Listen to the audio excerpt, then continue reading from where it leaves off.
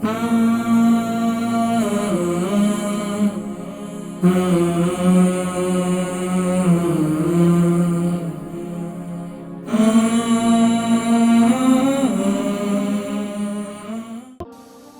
اللہ الرحمن الرحیم اللہم صلی علی سیدنا محمد وعلی آل سیدنا محمد وبارک وسلم وصلی علیہ۔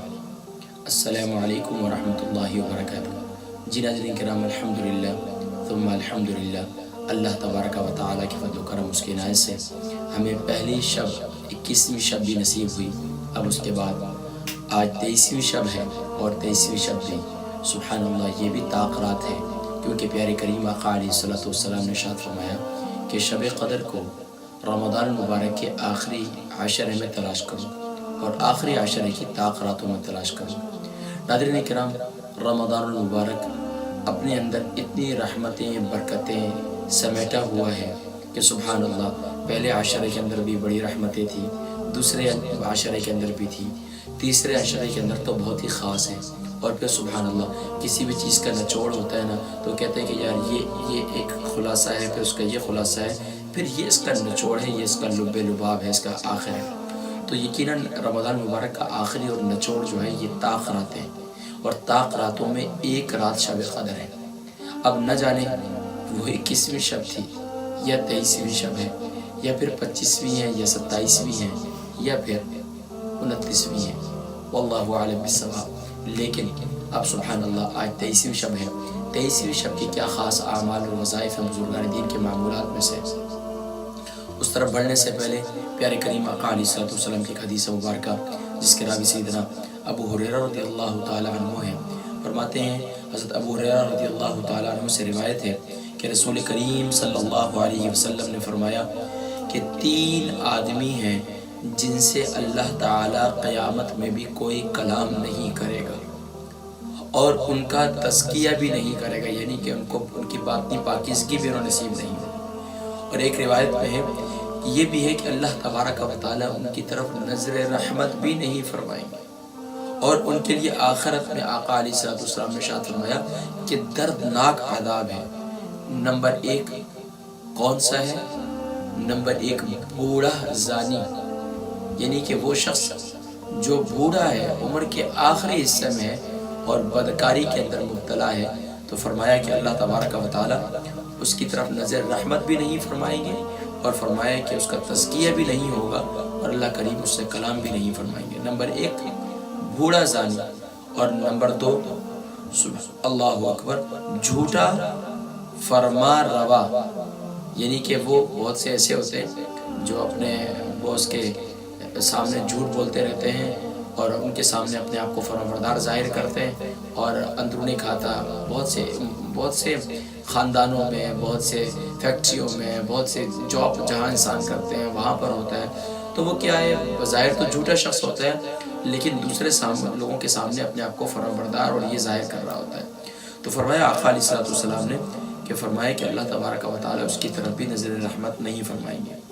نمبر 3 نادار غریب متکبر، ایک شخص ہے ہی، اس کے پاس ہے بھی کچھ نہیں، اور مجبور بھی ہے، اور یعنی کہ محتاج بھی ہے، لیکن ہے بھی متکبر، تو اللہ تبارک و تعالیٰ اس کی طرف بھی نظر رحمت نہیں فرمائیں گے۔ اللہ تبارک و تعالیٰ ہم سب کو محفوظ فرمائے۔ تو رمضان مبارک کی ان طاقراتوں میں جہاں اللہ رب العالمین کی بارگاہ میں ہم نے معافی طلب کرنی ہے، وہیں پر اپنے خاندانی اعزاء اقارب، دوست احباب، سب کے حقوق بھی ادا کرنے ہیں۔ گھر میں بیوی ہیں اپنے شوہر کے، شوہر اپنی بیوی کے، اولاد اپنے والدین کے، والدین اپنے اولاد کے، بہن اپنے بھائی کے، بھائی اپنی بہن کے، آس پڑوس کے تمام حقوق بھی ہم نے ادا کرنے ہیں۔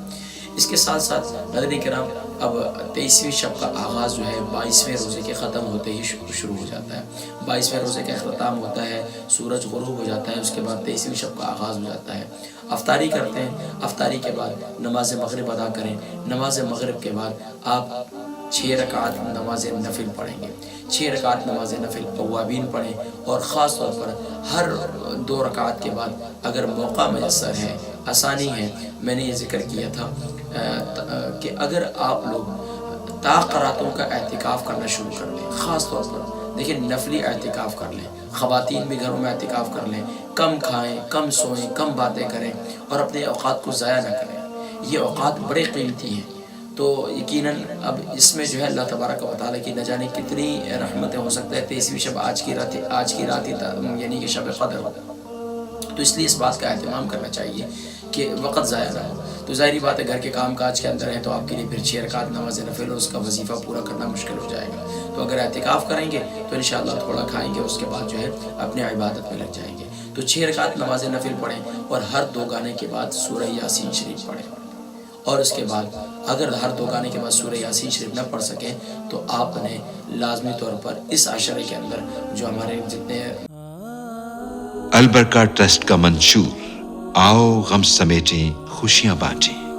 البرکہ ویلفیئر ٹرسٹ انٹرنیشنل نے پیدائش کی خوشی سے لے کر موت کی غمی تک انسانی ضروریات کو مد نظر رکھتے ہوئے یتیموں, بیواؤں, بے سہاروں, ضرورت مندوں اور سفید پوشوں کی مدد کو عبادت سمجھتے ہوئے اس عظیم فریضے کو سر انجام دے رہی ہے.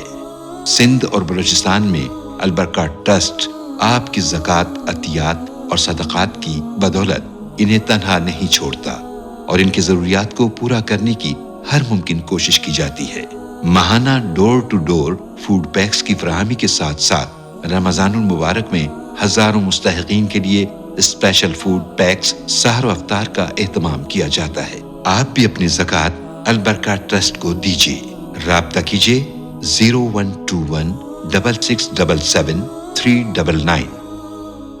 روزوں کے معمولات چل رہے ہیں وہ میں نے ذکر کیے تھے کہ 73 مرتبہ 73 ٹائم اللہم اجرنی من النار اور 11 ٹائم اللہم اجرنا من النار. وہ کیوں کہ ناظرین کرام یہ آخری عشرہ جہنم سے آزادی کا ہے. اور آقا قرآن کریم میں اللہ کریم ارشاد فرماتے ہیں فمن زحزح عن النار, جو جہنم کی آگ سے بچا لیا گیا, وادخل الجنت فقد فاز, اور جنت میں داخل کر دیا پس تحقیق کامیاب ہے. تو اللہ تبارک و تعالی ہم سب کو جہنم کی آگ سے محفوظ فرمائے. تو یہ عمل ہے مغرب کی نماز کے بعد کا. اس کے بعد سورہ واقعہ شریف پڑھیں گے اور اس کے بعد عشاء کی نماز کا وقت ہو گیا, کھانا وغیرہ کھا لیں اور پھر عشاء کی نماز کا وقت ہو جائے گا. تو عشاء کی نماز کی ماشاءاللہ تیاری کریں, عشاء کی نماز ادا کریں اور عشاء کی نماز کے فرضوں کے فوراً بعد آپ نے 3 مرتبہ استغفر اللہ الذی لا الہ الا هو الحی القیوم واتوب الیہ, یا پھر آپ نے استغفر اللہ ربی من کل ذنب واتوب الیہ یہ پڑھنا ہے. اس کے ساتھ ساتھ آپ نے جو ہے اگر یہ بھی نہ آئے تو صرف استغفر اللہ استغفر اللہ استغفر اللہ کہہ دیں, یہ بھی کافی ہے. اور پھر آپ فرض نماز کی ادائیگی مطلب اپنی سنتیں ادا کریں گے. وطر تو ظاہری بات ہے تراویح کے بعد ہی ادا کرتے ہیں, گھر میں جماعت سے ادا کر رہے ہیں تو نہیں تو آپ جو ہے 2 سنت ادا کریں اور تراویح پڑھیں اور اس کے آخر میں جا کر پھر وطر پڑھ لیں. تو اب اس کے بعد کیا ہے, ایک تو وطر کے اندر ماشاءاللہ ہم جو جتنی تراویح ہے اس کی رکعتوں کے اندر ماشاءاللہ 20 صورتیں تو سب کو یاد ہوں گی, وہی پڑھتے ہوں گے. اس کے ساتھ ساتھ اگر 20 صورتیں یاد نہیں تو سورہ اخلاص کی کثرت کریں, سورہ اخلاص کی کثرت کریں. اور سورہ اخلاص کے بعد پھر آپ جب تراویح سے فارغ ہو جائیں تو آپ اس رات میں 100 مرتبہ سورہ قدر کی تلاوت کریں, 100 بار سورہ قدر کی تلاوت کریں. اور اس کے بعد پھر عشاء کی نماز کے بعد کیا ہے, ظاہری بات ہے پھر آپ کے اور معمولات ہیں, قرآن کریم کی تلاوت, خاص طور پر سورہ سجدہ یہ ضرور تلاوت کریں, سورہ سجدہ کی ضرور تلاوت کریں, یہ بہت آزمودہ عمل ہے. اسی طریقے سے خاص طور پر سورہ قدر کی تلاوت کثرت سے کریں اور سورۃ الکوثر کی تلاوت کثرت سے کریں. اب اس کے بعد کوئی قید نہیں ہے, جتنی آپ کر سکیں. اور پھر اسی طریقے سے ظاہری بات ہے اپنے قرآن کی تلاوت کریں گے, تھوڑا سا اپنا آرام کرنا چاہتے ہیں آرام کر لیں, اور تھوڑا سا اپنی کمر سیدھا کرنا چاہتے ہیں کمر سیدھا کر لیں.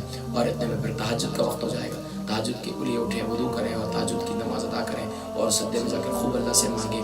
اور پھر سحری کریں, سحری میں سحری کی دعا جو ہے لا الہ الا اللہ الحی القیوم القائم علی کل نفس بما کسبت, یہ دعا ضرور پڑھیں اپنے 7 مرتبہ.